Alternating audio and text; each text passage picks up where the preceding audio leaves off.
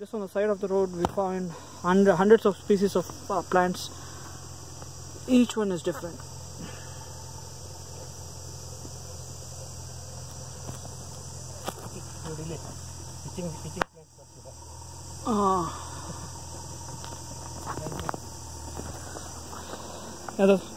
ಇದು itching plant.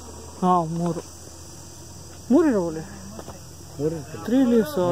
ಒಂದು Tomic 3 leaves. ಇಲ್ಲ ಇದು ನೋಡಿ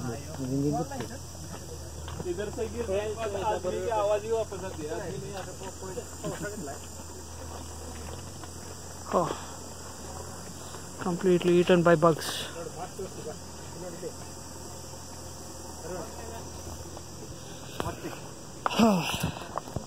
Moss.